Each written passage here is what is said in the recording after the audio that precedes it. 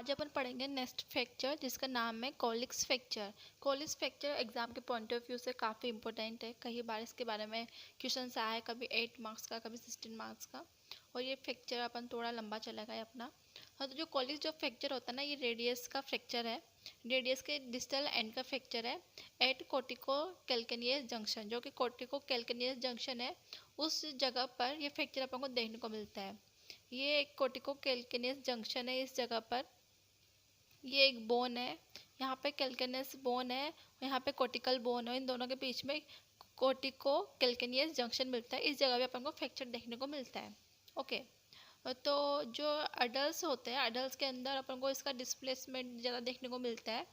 और ये सबसे ज़्यादा अपन को कॉमनली देखने को मिलता है 14 ईयर के जो पेशेंट होते हैं, मतलब उससे अबव जो पेशेंट होते हैं उनके अंदर अपन को देखने को मिलता है। और ये सबसे ज़्यादा कॉमनली देखने को मिलता है वीमेंस के अंदर, क्योंकि पोस्ट मेनोफेजल ऑस्टियोपोरोसिस के कारण अपन को देखने को मिलता है।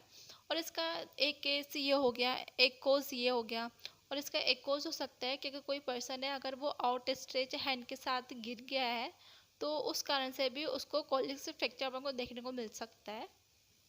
आउट स्ट्रेच हैंड से अपना मतलब है कि इस तरह की पोजीशन जिसका उसका जो हैंड है वो फर्श पर टच हुआ है और उस कारण से जो फोर्स लगा है वो ऊपर की तरफ लगा है, तो इस जो रिस्ट जॉइंट होता है वो इस तरह से गिरेगा। तो उस कारण से भी जो कोलिक्स फ्रैक्चर है वो अपन को देखने को मिल सकता है अगर कोई पर्सन आउट स्ट्रेच हैंड के साथ गिरता है। तो अपन इस टॉपिक के अंदर पढ़ेंगे रिलेवेंट एनाटमी। इसके एनाटमी देखेंगे कि यहाँ पे कौन से बोन्स होते हैं, कौन से जॉइंट्स होते हैं उसके बारे में। उसके बाद अपन देखेंगे इसकी पैथो एनाटमी। उसके बाद diagnosis, treatment and complications. Okay, तो सबसे पहले आता है इसका एनाटमी। तो एनाटमी में है, आप यहाँ पर बोन्स देख सकते हैं। यहाँ पर अल्ना बोन है और यहाँ पे रेडियस बोन है, जो कि अपन को फोर आर्म के अंदर देखने को मिलती है। इसका फ्रैक्चर अपन को देखने को मिलता है रेडियस का कोर्टिको कैल्केनियस जंक्शन से आउट स्ट्रेच हैंड के साथ वो गिरा है। तो अगर तो यहाँ पे ये रेडियस है, जो रेडियस का डिस्टल जो पार्ट होता है, डिस्टल जो एंड होता है, तो यहाँ पर कार्पल्स बोन्स प्रेजेंट होते हैं। तो ये इनके साथ जॉइंट बनाता है जिसको अपन कहते हैं रेडियो कार्पल जॉइंट। ओके, और यहाँ पर अपन देख सकते हैं कि अल्ना और जो रेडियस है वहाँ इनका भी यहाँ पर जॉइंट बन रहा है जिसको अपन कहेंगे रेडियो अल्ना जॉइंट। ओके, तो ये इसकी एनाटमी में है कि जो रेडियस का डिस्टल पार्ट है वो कार्पल्स के साथ जॉइंट बनाता है और जिसका जो डिस्टल पार्ट है वो यहाँ पर अल्ना के साथ भी जॉइंट बनाता है। तो जो ये रेडियस का डिस्टल आर्टिकुलेटिंग सरफेस होता है ना, वो नॉर्मली में अपन को देखने को मिलता है कि किस किस तरह से फेस करता है। ये फेस करता है ventricle side and medially face करता है। ओके, अपन इसमें देख सकते हैं कि ये मीडियली फेस कर रहा है और यहाँ पर ये वेंट्रली फेस कर रहा है। रेडियस बोन, यहाँ पे रेडियस बोन है, यहाँ पे अल्ना बोन है और इस जगह पे है रेडियस का स्टाइलॉइड प्रोसेस और इस तरफ है अल्ना का स्टाइलॉइड प्रोसेस। ये यहाँ पर वेंट्रली फेसिंग कर रही है ये बोन। तो यहाँ पर एक और बात आती है, the tip of the radial styloid, ये रेडियस का styloid is about 1 centimetre distal to the tip of ulna styloid process. Okay, तो आप यहाँ पे देख सकते हो कि यहाँ पर अपने पूरी डायग्राम बनाया हुआ है। ये है इसकी रिलेवेंट एनाटमी। अब इसके बाद आती है इसकी पैथो एनाटमी। तो पैथो एनाटमी के अंदर अपन देखेंगे डिस्प्लेसमेंट, क्योंकि यहाँ पे दो तरह के फ्रैक्चर हो सकते हैं। जो कि जो पार्ट है यहाँ पे सिर्फ क्रैक्स आ गए या फिर और क्रैक्स आ गए, एक ये तो होगी वन कंडीशन। और सेकंड कंडीशन है कि ये क्रैक भी आ गए और ये बोन डिस्प्लेस्ड होगी, मतलब ये किसी और डायरेक्शन में चली गई और जो फ्रेगमेंट टूटा वो किसी और डायरेक्शन के अंदर चला गया। तो अपन देखते हैं जो फ्रैक्चर है, ये जो फ्रैक्चर की लाइन है वो किस तरह से रन करती है। ट्रांसवर्सली ये रन करती है at the cortico calcaneus junction. अपन ने देखा ना, यहाँ पे कोर्टिको कैल्केनियस जंक्शन है, तो यहाँ पर ये ट्रांसवर्सली रन करती है। तो कम यहाँ पे है जो मेजोरिटी के जो केसेस है उसके अंदर अपन को यहाँ पर डिस्प्लेसमेंट देखने को मिलता है। अपन ने बोला था ना कि दो तरीके से हो सकते हैं, या तो क्रैक हो सकता है या फिर डिस्प्लेस्ड हो सकता है। तो अपन को ज़्यादातर देखने को मिलता है डिस्प्लेस्ड फ्रैक्चर, और कुछ केसों में अपन को देखने को मिलता है कि यहाँ पर सिर्फ क्रैक फ्रैक्चर हुआ है विदाउट डिस्प्लेसमेंट, बिना डिस्प्लेसमेंट के ओनली सिर्फ क्रैक फ्रैक्चर हुआ है। तो अब अपन यहाँ पे देखेंगे फॉलोइंग डिस्प्लेसमेंट सीन, अब हमको कौन कौन से डिस्प्लेसमेंट देखने को मिलते हैं और जो ये बोन के फ्रेगमेंट है वो किस किस तरह से रन करते हैं। तो impaction of fragment, dorsal displacement, dorsally side displaced हो गया और डोर्सली साइड टिल्ट हो गया, लेटरल डिस्प्लेसमेंट हो गया और लेटरल टिल्ट हो गया, एंड सुपिनेशन अपन को देखने को मिल सकता है। जैसे अपन इन दोनों डायग्राम में देख सकते हैं, ये एपी व्यू है मतलब एंटीरियर पोस्टीरियर व्यू है और ये एक्सरे का लेटरल व्यू है। तो अपन यहाँ पे देख सकते हैं इस वाले के अंदर प्रॉक्सिमल शिफ्ट हो रहा है, रेडियल शिफ्ट हो रहा है, रेडियल टिल्ट भी हो रहा है, और लेटरल वाले में है प्रॉक्सिमल शिफ्ट हो रहा है, डोर्सल शिफ्ट हो रहा है एंड डोर्सल टिल्ट हो रहा है। यहाँ पे एरो लगे हुआ है, तो बस यहाँ पर वही बताया कि किस तरह शिफ्ट होगा और किस डायरेक्शन में टिल्ट होगा। तो जो ये फ्रैक्चर है, तो फ्रैक्चर के कारण कुछ अपन को इंजरीज देखने को मिलती है, जैसे वहाँ के जो भी आर्टरीज है, नर्व्स है, मसल्स है, टेंडन है, वहाँ पर अपन को क्या क्या रप्चर देखने को मिल सकता है, कौन कौन सी इंजरीज देखने को मिल सकती है। तो वह है fracture of the styloid process of the ulna, जो रेडियस के साथ साथ जो अल्ना का जो स्टेलॉइड प्रोसेस है वहाँ पर फ्रैक्चर देखने को मिल सकता है। Rupture of the ulna collateral ligament का अपन को रप्चर देखने को मिल सकता है। Rupture of the triangular cartilage of the ulna, rupture of the interosseous radio ulnar ligament causing radio ulnar subluxation. तो अपन को ये सब अपन को देखने को मिल सकता है। जो स्टेलॉइड प्रोसेस है वहाँ पर अपन को फ्रैक्चर देखने को मिल रहा है, अल्नर कोलेटरल लिगामेंट है वहाँ पर रप्चर हो रहा है, कार्टिलेज ऑफ अल्नर का रप्चर देखने को मिलता है और इंट्रोसियस रेडियो अल्नर लिगामेंट का रप्चर हो रहा है और रेडियो जो अल्नर का जो सबलक्सेशन हो रहा है इस जॉइंट का। उसके बाद आते हैं इसके कुछ डायग्नोसिस, किसका अपन डायग्नोसिस कैसे कर सकते हैं और इसको करना क्यों ज़रूरी है। तो इसका डायग्नोसिस अपन दो तरीके से कर सकते हैं, clinical features and radiological features, क्योंकि डायग्नोसिस करने के बाद तो अपन को पता लगेगा कि अपन को उसका ट्रीटमेंट करना कैसे है। तो पहले आता है इसका क्लिनिकल फीचर्स। तो क्लिनिकल फीचर्स में अपन ये देख के पता लगाते हैं कि जो पेशेंट है उसके रिस्ट में पेन होगा, स्वेलिंग होगी, डिफॉर्मिटी हो सकती है रिस्ट में, जैसे डिनर फोक डिफॉर्मिटी।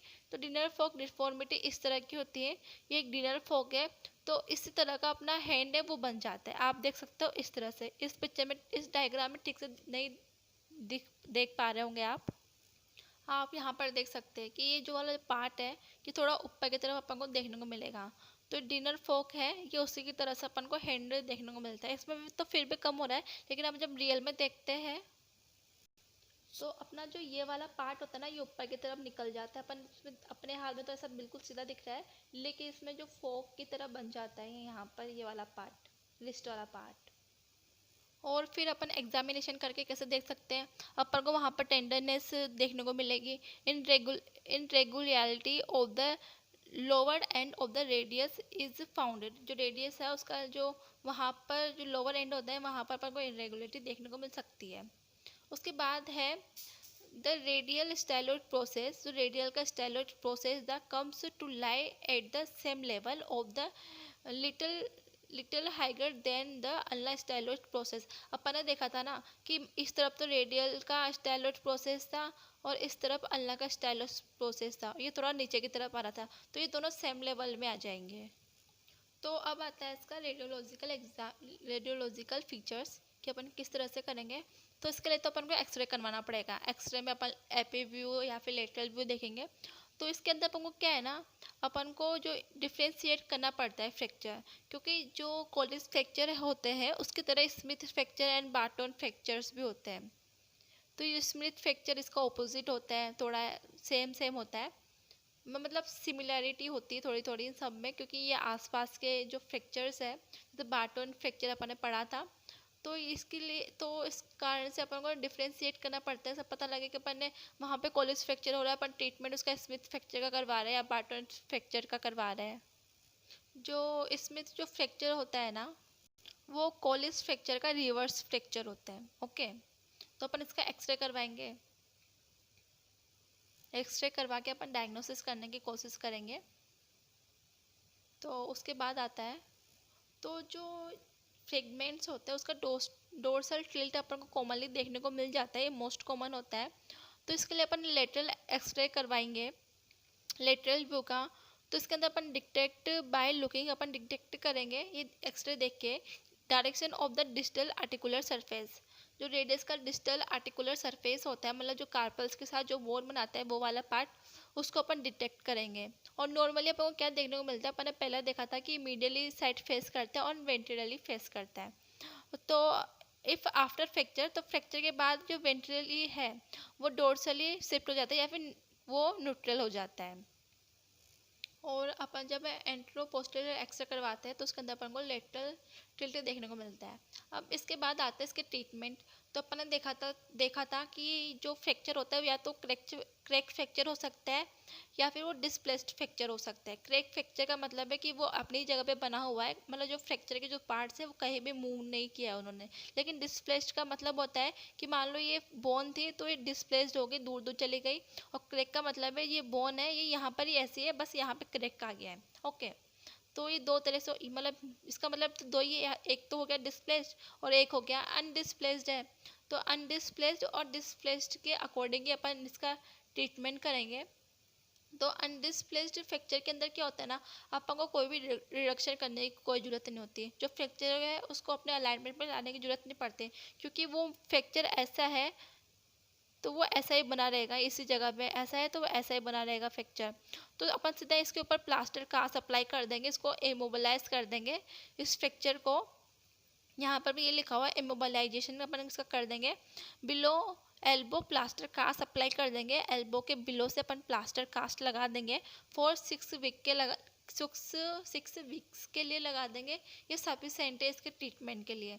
लेकिन जो डिस्प्लेस्ड फ्रैक्चर है तो अपन इसके ऊपर डायरेक्ट से प्लास्टर कास्ट नहीं लगा सकते, क्योंकि वो तो फ्रैक्चर जो है वो तो अपने अलाइनमेंट में है ही नहीं। मान लो ये फ्रैक्चर है, मतलब ये बोन है, इसका फ्रैक्चर हो गया इस तरह से, तो ये तो था करेक्ट फ्रैक्चर।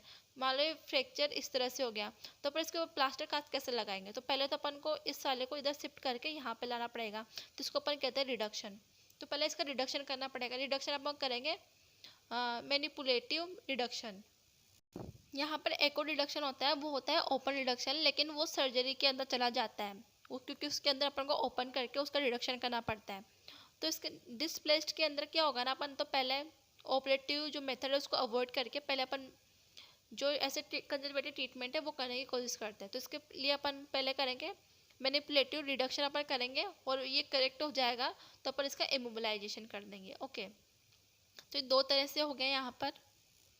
तो अभी अपन ने यहाँ बोला था ना कि अपन क्लोज्ड मैनिपुलेशन करेंगे या फिर वहाँ पे रिडक्शन करेंगे, मैनिपुलेटिव रिडक्शन करेंगे। तो ये उसी की टेक्निक है कि अपन ये प्रोसेस किस तरह से करेंगे। ये यहाँ पर एक डायग्राम का बुक का डायग्राम है। तो इसके अंदर अपन ने टेक्निक्स देख रहे हैं रिडक्शन की। तो इस तरह से रिडक्शन की टेक्निक्स होती है। ओके, तो यहाँ पर ये फोर आर्म होता है, इस जगह पे कॉलिक्स फ्रैक्चर हुआ है तो अपन यहाँ पे ट्रैक्शन देंगे, काउंटर ट्रैक्शन देंगे। ये तो है सर्जन का हैंड और ये है असिस्टेंट का हैंड, यहाँ पर दोनों तरफ से ट्रैक्शन लगेंगे। उसके बाद जो सर्जन का जो हैंड है वो यहाँ पे थंब प्रेस करेगा और इसको वापस अपने अलाइनमेंट में लाने की कोशिश करेगा फ्रैक्चर को, मतलब उसका अपन रिडक्शन कर रहे हैं।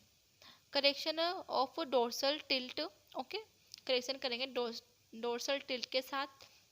इसका हैंड अपन इस तरह से रखेंगे, अपन ने इसको पकड़ के रखा है। उसके बाद अपन इसको इस तरह से मूव करेंगे कि जो अपन की जो हैंड से एक पोजीशन होती है, अपन इस तरह से हाथ आगे बढ़ाते हैं तो उस पोजीशन में अपन इसको हैंड को ले आएंगे। Correction of radial tilt. Okay, अपन ने यहाँ पे अप्लाई कर दिया। तो ये किस तरह से करते हैं इसकी अपन थ्योरी में देखते हैं कि अपन इसका रिडक्शन किस तरह से कर रहे हैं। बस आपको ये थोड़ा ध्यान में रखना है कि अपन ने किस तरह से पकड़ा है। ये सर्जन का हैंड है, काउंटर ट्रैक्शन दे रहा है असिस्टेंट। फिर ये सर्जन का हैंड है, अपन वन हैंड से तो उसने यहाँ पे पकड़ा हुआ है, दूसरे हैंड से यहाँ पे अप्लाई कर रहे हैं प्रेशर, और अपन इसको इस तरह से ले आएंगे और इस पोजीशन में लाने के बाद इसके प्लास्टर कास्ट लगा देंगे अपन, ताकि ये अपनी पोजीशन में रहे। जो अपन ने रिडक्शन किया है वो वापस डिस्प्लेस्ड ना हो जाए, उसका दोबारा रीडिस्प्लेसमेंट ना हो जाए, इस कारण से अपन यहाँ पे प्लास्टर कास्ट लगा देंगे। फिर उसके बाद एक्सरे करवा के अपन चेक करते रहेंगे कि कितनी हीलिंग हुई है। उसके बाद प्लास्टर कास्ट से अपन हटा के उसकी एक्सरसाइज वगैरह करा देंगे। तो ये सब तो बात की बात है। उसके पहले अपन यहाँ पे देखेंगे अपन ने रिडक्शन किस तरह से किया, इसका पूरा प्रोसेस देखेंगे। तो अपन सबसे पहले करते हैं, जो फोरआर्म के जो मसल्स होते हैं उनको अपन रिलैक्स्ड करते हैं। जनरल एनेस्थीसिया देकर रीजनल एनेस्थीसिया देकर अपन उसको रिलैक्स करते हैं उसकी मसल्स को। उसके बाद जो सर्जन है वो ग्रेप्स करता है इंजर्ड हैंड को, इंजर्ड हैंड को पकड़ता है हैंड सेकिंग पोजीशन में। जैसे अपन हैंड सेक करते हैं तो उस पोजीशन में वो उसको पकड़ेगा, अपन ने देखा था। उसके बाद डिस इम्पैक्ट फ्रेगमेंट होता है। उसके बाद सर्जन और असिस्टेंट, सर्जन ने यहाँ पे पकड़ा हुआ था तो अब यहाँ पे असिस्टेंट पे आता है। तो सर्जन है वो तो लॉन्गिट्यूडनल ट्रैक्शन अप्लाई करता है और जो असिस्टेंट है वो काउंटर ट्रैक्शन अप्लाई करता है। ये किस जगह पे करेगा? Grip the arm above the flexed elbow, elbow को फ्लेक्स करके उसकी जो अबव आर्म होती है वहाँ पे उसको पकड़ेगा और उसको ट्रैक्शन देगा। अपन ने देखा था, यहाँ पर आप देख सकते हो ये सर्जन का हैंड है जो कि ट्रैक्शन दे रहा है और ये असिस्टेंट का हैंड है जो कि काउंटर ट्रैक्शन दे रहा है। ओके, हाँ, फिर उसके बाद आता है लॉन्गिट्यूडनल ट्रैक्शन अपन ने दे लिया। उसके बाद pressure the distal fragment into Palmer flexion and ulnar deviation using the thumb of this other hand. तो यहाँ पर यही है कि जो अदर हैंड है उसे यहाँ पे जो थंब है उसको प्रेस करेंगे distal fragment into Palmer flexion में। पाल्मर का फ्लेक्शन करके distal fragment into Palmer flexion and ulnar deviation using the thumb. तो अल्नर का डेविएशन करना है, उसके बाद अपन थंब का प्रेशर अप्लाई करेंगे, उसको करेक्ट करने की कोशिश करेंगे। ओके, तो यहाँ के जो पोजीशन पेशेंट के जो हैंड की पोजीशन किस तरह से हो जाएगी? प्रोनेशन में आ जाएगा उसका हैंड, पाल्मर फ्लेक्शन में आ जाएगा एंड अल्नर डेविएशन में आ जाएगा। तो अपन ने बोला था कि अपन यहाँ तक लाने के बाद उसके ऊपर कास्ट वगैरह अप्लाई करते हैं। तो अपन यहाँ पे कोलिस कास्ट अप्लाई करेंगे, ये इसके नाम से ही अपन उसके कास्ट का नाम रख दिया। तो मतलब ये ज़्यादा कुछ कास्ट नहीं होता, ये मतलब प्लास्टर कास्ट ही होता है।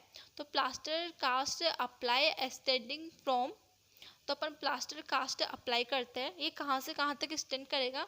Below the elbow. ये मान लो ये हैंड है, यहाँ पर थंब है, यहाँ पर फिंगर्स है, जो ये ऐसे हो रहा है ये वाला पार्ट, ये है प्लास्टर कास्ट। ओके, तो अपन ने ये अप्लाई कर दिया कहाँ से कहाँ तक? बिलो द एल्बो, एल्बो के बिलो से मेटाकार्पल हेड तक। मेटाकार्पल के जो हेड होते हैं, कार्पल्स यहाँ पे रेडियल और अन्ना है, रेडियल अन्ना के बाद यहाँ पर कार्पल्स बोन्स प्रेजेंट होती है अंदर की तरफ, उसके बाद यहाँ पे मेटाकार्पल्स बोन्स प्रेजेंट होती है।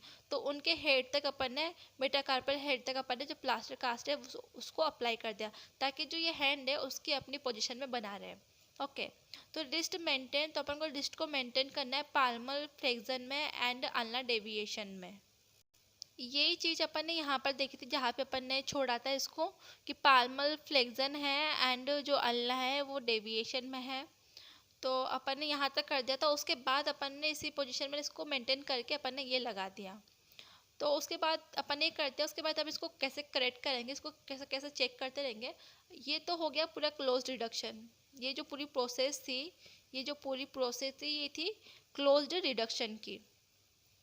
तो इसको अपन चेक करेंगे एक्सरे के बाद कि अपन इसको कितना क्रैक किया, मतलब कितना सही कर दिया, या फिर इसका रिडक्शन ठीक से हुआ या नहीं हुआ। तो ये सब चेक करने के लिए अपन इसका एक्सरे करवाते हैं और एक्सरे करवाने के बाद अपन ने प्लास्टर कास्ट लगा दिया। उसके बाद अपन को जो पेशेंट है उसको इनकरेज करना है फिंगर्स के मूवमेंट्स के लिए, शोल्डर एंड एल्बो के जो मूवमेंट्स है उनके लिए, और आपको कहना है कि आप इनके मूवमेंट्स करना several times. Okay, plaster cast के अंदर और उसके बाद भी।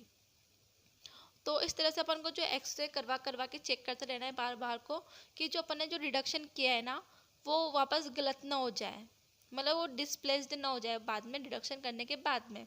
तो अपन इसका एक्सरे करवाएंगे, और अपन एक्सरे कब तक करवाएंगे? एवरी वीक अपन करवाएंगे, फॉर द फर्स्ट 3 वीक्स तक अपन करवाएंगे।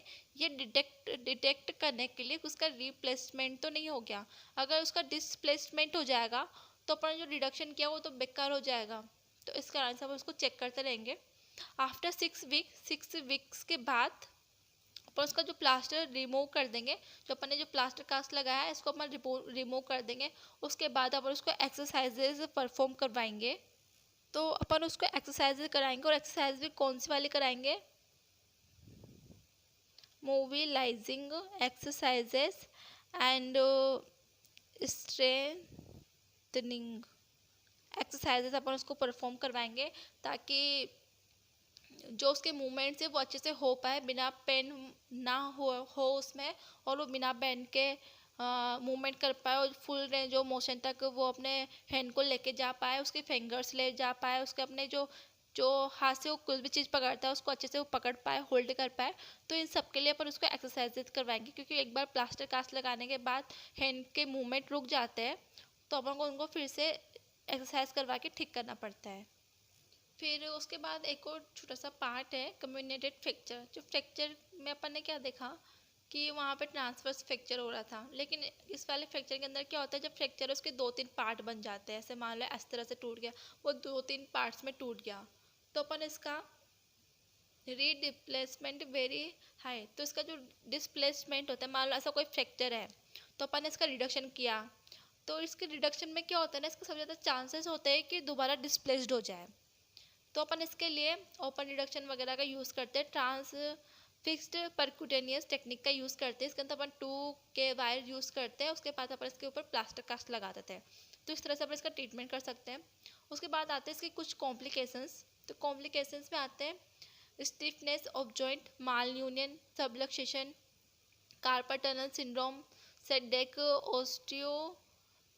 ओस्टियोडाइट्रोपी, dystrophy, rupture of the extensor pollicis longus tendon. ठीक है, तो ये सब आप लोगों को कॉम्प्लिकेशन देखने को मिलेंगे। तो यहाँ पे जो स्टिफनेस है एंड माल यूनियन है, ये अपन को कॉमनली देखने को मिल जाता है किसी भी फ्रैक्चर के अंदर। तो स्टिफनेस के अंदर क्या होता है ना, जो फिंगर्स, शोल्डर, रिस्ट, एल्बो, इन सब का अपन को स्टिफनेस ज़्यादा कॉमनली देखने को मिल जाता है। तो यहाँ पर स्टिफनेस क्यों जाता है, क्योंकि जो प्लास्टर कास्ट लगाने के बाद उसका मतलब ओपन रिडक्शन और इंटरनल फिक्सेशन करने के बाद जो मूवमेंट से वो कर नहीं पाता, तो मूवमेंट नहीं करने पाने के कारण या फिर एक्सरसाइजेस कम होने के कारण वहाँ पे स्टिफनेस अपन को देखने को मिलती है। तो इसका ट्रीटमेंट करने के लिए अपन को एक्सरसाइज वगैरह परफॉर्म करानी पड़ेगी ताकि उसकी जो स्टिफनेस है वो कम हो पाए।